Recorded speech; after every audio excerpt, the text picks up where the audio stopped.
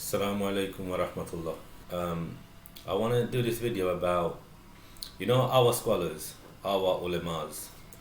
I don't know if it's the entire body, but I've heard from one individual that he was very strict on saying that we shouldn't read the English translation of the Quran.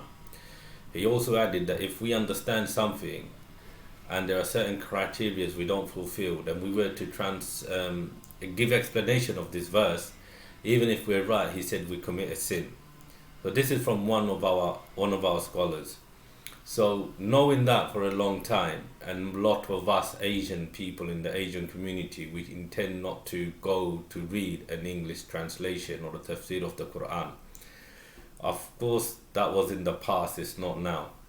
But then in the West, a lot of people do say you should read the Quran. You never know what you're going to get. You never know what kind of understanding Allah will give you. In particular, with Hamza Yousuf, he suggested this.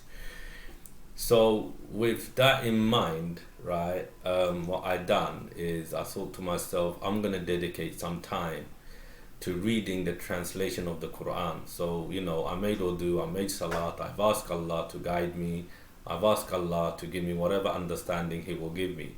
And I started to dedicate some serious time into the Quran. This was back in 2015, so it's been a while, it's been 6 years. And doing that, first I started just reading this one because I picked this book up from a mosque and I've asked them if I can take it. They said yeah. So I've taken this and I started to read this basically. So when I started to read this at first, it was very difficult, It was like getting through a mountain. I can't tell you, but it was kind of difficult. At the same time, you get things that are repeating and repeating, and at this point, you're not understanding why that is. It's all the same kind of thing and all that. But then again, when I was reading through this, there will be certain verses that jumped out at me. Subhanallah, it just jumped out at me, and I only wish I knew this verse in the past at some point, because if I had done, I would have been more cautious with my life and the decision that I make in my life. So even when I understood this, I did go and check with the scholars and say, look, it's this verse I'm understanding. So I'm not going into it now for a reason, but because that was in the past. But I've asked him, this is what I'm thinking. But before that, I've asked a lot of people in the mosque as well, and they're trying to tell me it's not that, it's something else. And I'm saying, look, the verse is saying this and that, etc. and etc. In fact, is that when I checked with the scholar, he said, no, you're okay, you're right in what you're thinking as well. So that was that. And then many things came like that, like a lot of things that we don't realize that is there, and a lot of stuff we've not heard from ulemas, because when we go and sit in the mosque and we listen to the story, you often hear the stories of Ibrahim, the stories of the prophets, the story of Bani Israel, and all that sort of stuff. So as I was reading this through, these things would happen. And then after I finished, I came back to Surah Fatiha. And you know how ulama say the whole of the Quran is in Surah Fatiha. I started to see this for verses. What I read is like a reflection back in here as well. And especially when I came into Ghayril Maghdubi alayhim waladdallin Ameen. So in the past, with the hadith of course, people always said that this is for the Jews and the Christians, right? But in the Quran, when I read it, I realized now that it's not only for the Jews and the Christians, it's for us as well. It's for us that if we're going to, basically, if you go to Surah Kaf, there's incidents about two people, one that Allah gave garden to,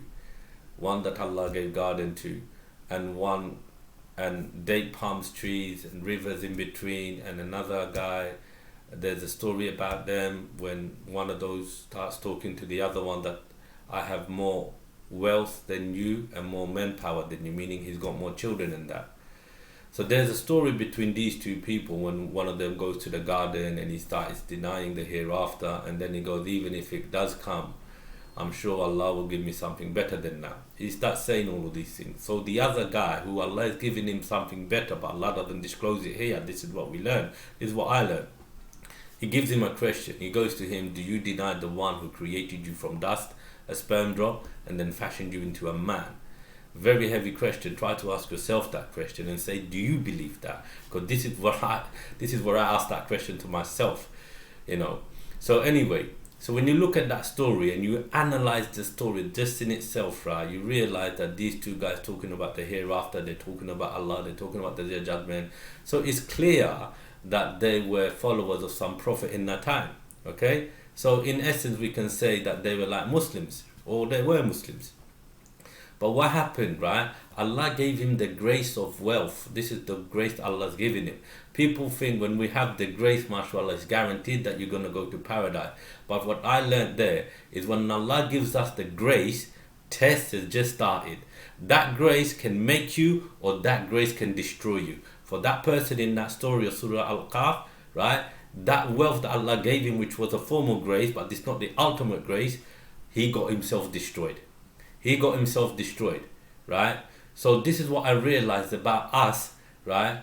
That say we become proud of certain things. Like I've met a lot of Bangladeshi guys, right? They've come to this country, they've earned money, they've not declared their income properly, sorry to say. They've saved all the cash, they've gone back to Bangladesh, they've built building, 1 story, 2 story, 3 story, 4 story, even some they've built a mosque on top of the 4 story. And now they talk about Allah in a way that Allah has favored them. And when you think about that story, there's a reflection here. Do you understand? So when grace comes to us, right, we're supposed to hold on to it. We're not letting let the grace destroy ourselves.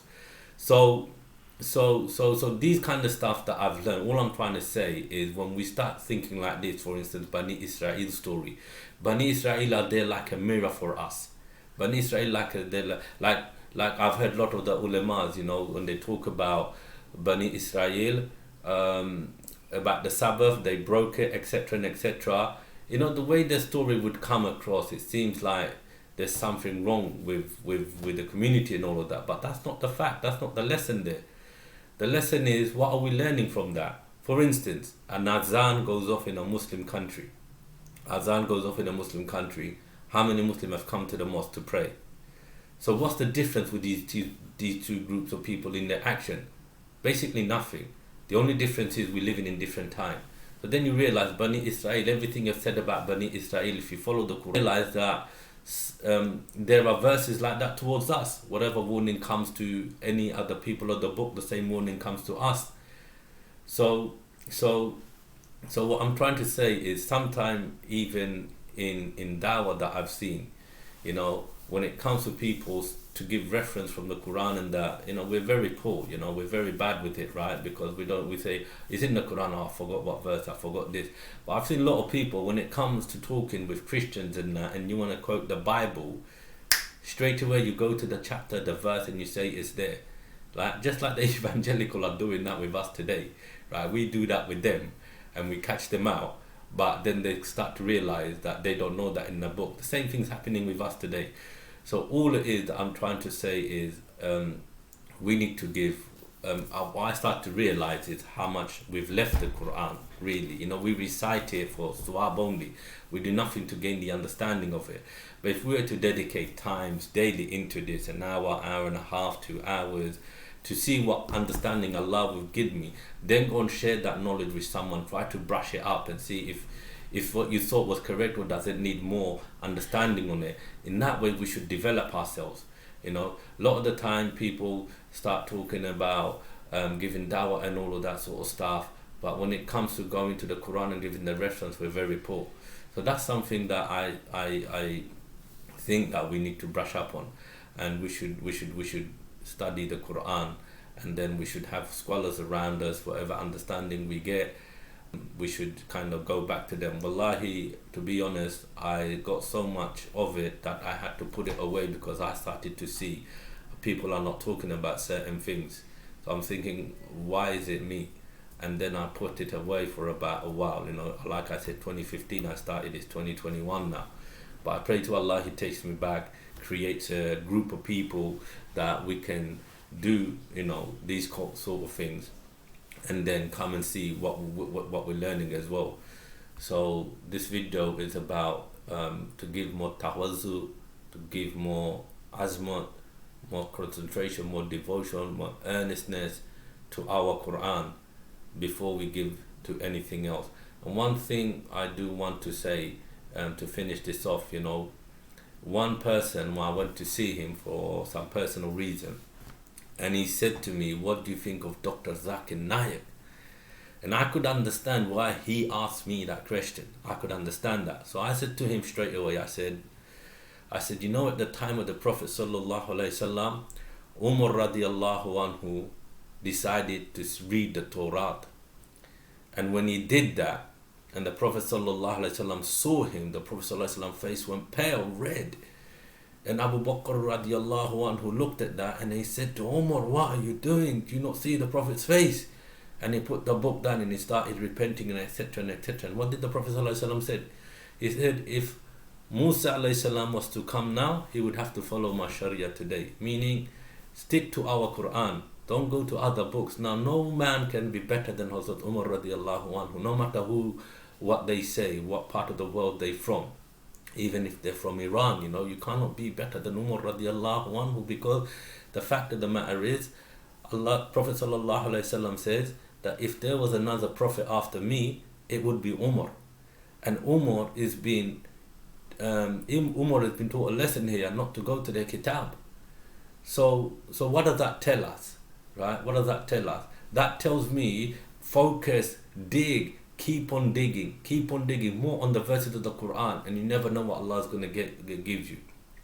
And this is what I've experienced, and I'm sure people on a higher knowledge and higher understanding, Allah can give you a lot more that the Ummah can benefit from, right? So I hope this video helps. Assalamu alaikum wa rahmatullah.